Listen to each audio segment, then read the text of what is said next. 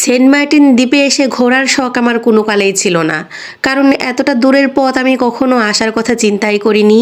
স্বামী যখন বলেছে তখন আর তাকে না করতে পারিনি। স্ত্রী হিসেবে সবসময় আমি স্বামীর কাছে বেশি আবদার রাখি।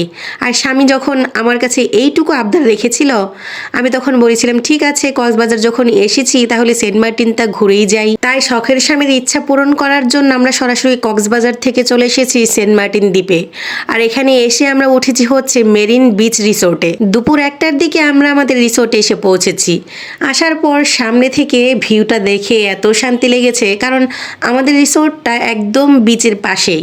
মানে আমাদের রুম থেকে বিচে যেতে 1 মিনিটের মতো সময় লাগে। চারপাশে নারকেল গাছ আর ছোট ছোট ঘর তৈরি করা আছে সবার জন্য, যারা গেস্টরা আসবে পছন্দ অনুযায়ী রুম সিলেক্ট করবে।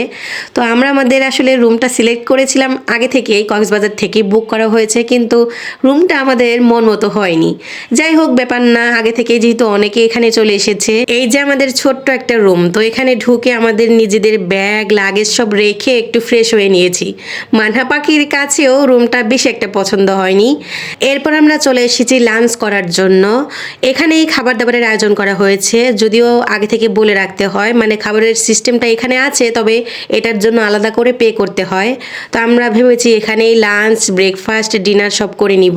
রিসোর্টেই যেহেতু খাবারের সিস্টেম আছে, দূরে গিয়ে খাওয়ার তো আর মানে হয় না। তো আজকে আমরা দুপুরে খেয়েছি হচ্ছে কোরাল মাছ, আর একটা কি যেন বলে সুন্দরী মাছ না কি মাছ একটা, তো ওটার তরকারি। এরপর খাওয়া দাওয়া শেষ করে আমরা চলে এসেছি বিচটা দেখার জন্য। মানে আমাদের রিসোর্ট থেকে বিচটা ঠিক কেমন দেখায়। সবাই ড্রেস টেস চেঞ্জ করে একটু সাজুগুজু করে বেরিয়ে পড়েছি বিচের কাছে যাব বলে। কক্সবাজারের ভিউ আর এখানকার ভিউটা আকাশ আর পাতাল তফাত।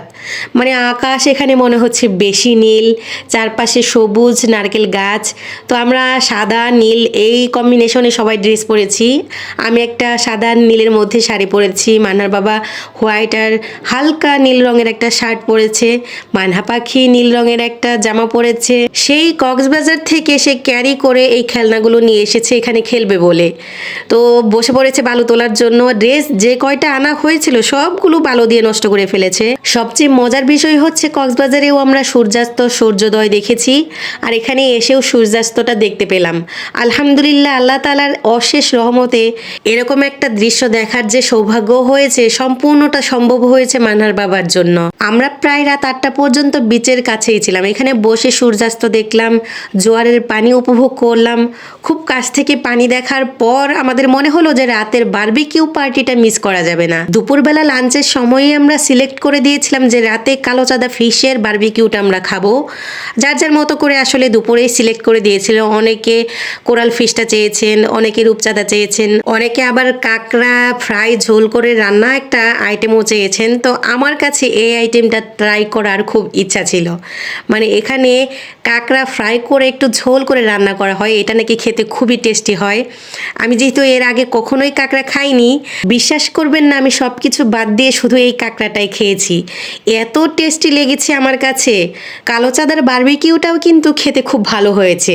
তো খাওয়া দাওয়া আলহামদুলিল্লাহ আমরা শেষ করলাম। সব মিলিয়ে সেন্ট মার্টিন দ্বীপে এসে রিসোর্টে কাটানো একটি রাত আমাদের কাছে খুবই স্মরণীয় হয়ে থাকবে।